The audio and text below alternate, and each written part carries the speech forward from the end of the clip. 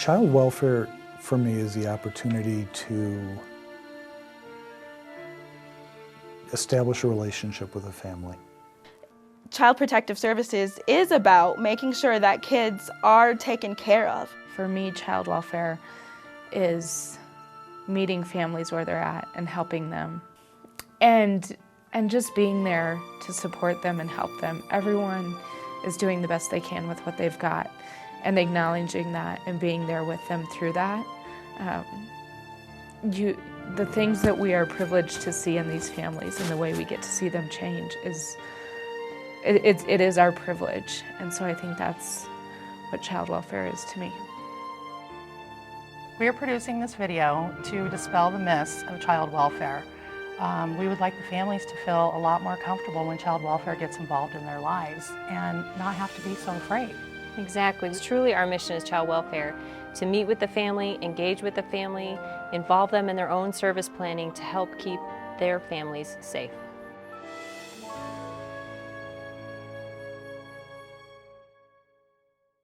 Families receive voluntary casework services if there's a safety factor identified or there are high risk factors that if we didn't become involved, safety concerns may arise. We also provide services to families who ask us for help.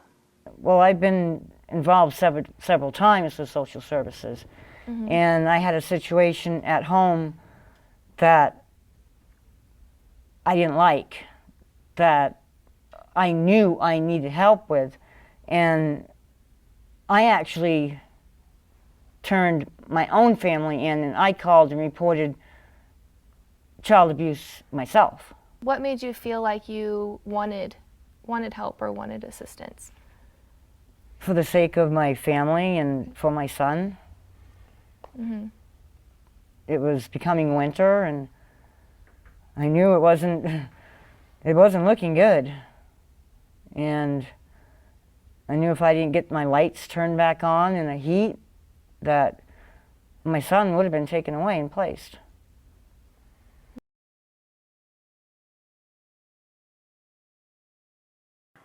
Family engagement is really a big word for letting families lead the way and voice their concerns about, their worries about their family and what they're doing to keep their family safe and, working with their strengths. The difference between family engagement versus maybe how social services worked previously is we as caseworkers used to view ourselves as the expert and view us as like, well, we know what to do to keep your kids safe, and I'm right and you're wrong. And with family engagement, it's more about you're the expert of your family and you know what you're worried about with your kids and you know what's going to work to fix your family. And my job is just to help you along that process because it can be very difficult to change things. And so in the process of us working together, how did you feel having your own input into coming up with the goals, as opposed to me just telling you what you need to do? I felt like I was actually being heard, that I was listened to. You didn't actually you have to do this, you have to do that, you need to do this. You actually had me and the family involved. What do you think would help? What do you think you should do? And you offered ideas, and if I couldn't come up with some. And We involve community and family supports by, at the first involvement we have with the family, asking them who are their supports within the community, who are their other family members who know about their situation, can be a support for them, even neighbors or school folks that their kids are involved with. We look for anybody and everybody who could be of assistance to the family. So Tyrone, tell us the kinds of things that you did to find support for yourself and your son through this situation. Well, I found a pastor. Okay. I picked up the Bible. I just didn't give up, and when I needed help, I asked for help. At first I was afraid to ask for help because I didn't think I had anything coming, because I was the dad. But, I just didn't give up. You know. Okay. And when you found these outside supports, what were you able to determine through the community? Well, I found out that there was the Fatherhood Initiative that I never heard about. I went to the class and you were there.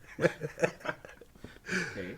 And I thought it was just like another group, sit there and talk about your problems, this or that, but I felt like, finally I was able to navigate my way through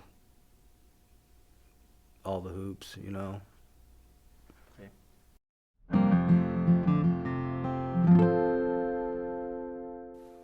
Family service plan is, I think, the most important part of working with the family. This is where I get the opportunity to sit down with the family, looking at their strengths, looking at their needs, looking at what they want, and really having them help me develop the plan that we'll work on together. This is a part of the plan where we get that roadmap. What's the long-term objectives? What are the critical ones right now that we have to look at, that the family wants to look at?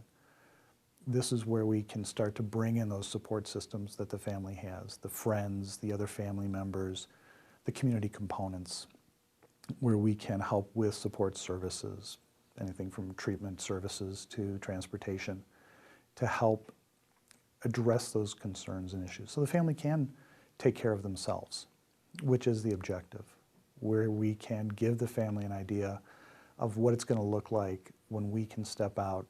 And we don't need to be involved, and we don't need to be part of their family anymore. And they're able to take care of it on their own. Do you guys remember when we were sitting down and talking about goals? And I think one of the things we were talking about was chores around the house, right? You remember that? Big white word. Okay. So, how did you feel about being involved in that process and coming up with goals for yourselves?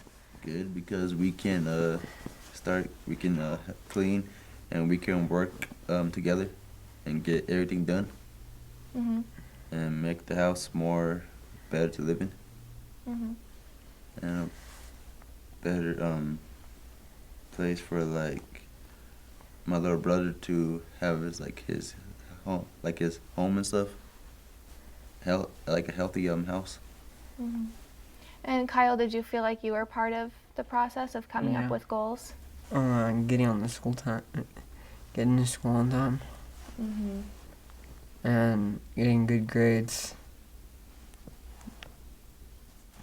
Was there anything else? I don't remember if we had.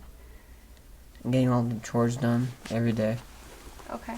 And Kyle, you did. You started getting to school on time. And what was the change what was the difference? What made you want to start doing that? Because maybe that was the reason why the social services was called. Because I was being late a lot. So if you had a social worker, caseworker coming out to visit you, and you could give advice to her prior to that visit, prior to her coming out, what would that be? You can investigate them, but don't just judge off the book right out the gate just because he's dressed like this or she's dressed like that. And say, oh, they're nothing but thugs, or they're nothing but drug dealers, or they're nothing but drug users. My advice to them would be to approach it in a positive manner, so that way you're not going in there being all bossy. I mean, I know it's your job and everything, but go off in there with respect. Go off in there and give them the same respect as you would want them to give you, because a lot of y'all want just out the gate demand respect, but that's not how you live off in the world. Sometimes you got to give a little respect to get respect. So if you go to them and approach them in a different way, the situation and the case will go way easier. You won't have problems, rather than just going off in there and judging off top and saying, oh, this is what you are, this is what you are, so I'm taking this kid. So my advice is just approach it in a different way. Approach them as you would like them to approach you if they was the case, social workers and caseworkers off in social services. The way the worker first presents themselves, their attitude, like their body language and such. Because there's a big difference if you greet somebody with a smile or with a frown and no expression whatsoever. I mean, your body language sets the mood, actually. Visits really should be an opportunity to carry on an ongoing conversation. The visit is the opportunity to sit down with the family, to look at what's happened since the last time we met. What are the things that are going well? Are there areas that aren't? Are there additional help that we can provide? It's really developing that relationship with the family every time you meet with them, where the trust continues to grow between us, where I know the family is doing what they're saying they're doing, and they know that I'm going to provide what I tell them I'm going to provide. It's really a joint effort, and that's what those meetings are every time, is a review of those efforts. Do you feel like over a period of time you've developed any type of relationship with your caseworker? After she basically stopped being so judgmental and got to know me and see who I really am in the inside and not my outer side appearance and my outer side attitude, as she seen that I am a good person inside, she was able to open up and back up and put her defenses down to allow me to put my defenses down so we can have a good relationship and have a good conversation without, each other just like walking around eggshells. Like, I don't want to say this wrong to her because I don't want her to be like, well, I'm going to do this. And she was walking around eggshells like, well, I don't want to say this wrong to him because he might just give up. And so it went through the process of it. What was it about? How did the home visits work, and how were you guys able? How did you know that there was progress, and how did that kind of work with the two of you? What did that look like? I think some of it was real basic stuff, more following through with kind of some of the treatment issues, being more consistent. It wasn't always perfect, but it got progressively better. And so I know for me, it was just seeing that progression. And I know one of the big ones for me was when we were in a Links meeting with that one time, and you had said, I got to tell you the truth. That one time when you thought I had messed up, I actually did. Oh, yeah. I mean, for me, that seems like that was that kind of time when you really made that turn for yourself in terms of being really honest. I know exactly what you're talking about. And that was the exact time that I made a turn around. Because I'm the type of person, I'm real hard-headed, strong-minded, can't tell me nothing, And it took you to put your foot down and, say, look, you either do this or this is going to happen. And, I mean, it took that, but it happened. And I think even as a worker, there were times I walked away frustrated. Right. Feeling like I'm not getting anywhere with any of this. But it was always, I was able to see those little pieces of progress and being able to kind of hold on. For me, being able to watch those and see those little changes as you were making them. Even when you were yelling at me and slamming doors and arguing. But you kept making those little strides. And for me, I think that's what helped me to be able to say, okay, we can keep going with this. This doesn't have to change. In terms of going someplace else besides having you, continue to take care of your son and make the progress you were making. Our ultimate goal is for the family to achieve safety for their children and to reduce risk. If there is, for instance, an example where a family can't achieve that safe level of safety we're looking for, we may take the case to a dependency neglect action to help us provide the family with more services, more outside help for them to achieve that safety. So do you feel like now that, as far as the work that we all did together, do you feel now that if there are some things that you need, or, if you need some more help with electricity bills or whatever it is, that you're able to find that somewhere else in the community? Yes. Okay. Great. And I feel really good about myself after the case was closed, and it's a good feeling. And some of the strategies and the mental tools that you help provide I still look back on that and I remember that, and I'm like, okay, I could do this. This is what I was taught through the classes that they suggested that I go through. And It does work. You guys aren't out there just to, oh, taking your kids. No. You guys really do care and you help. Great, thank you. You're welcome.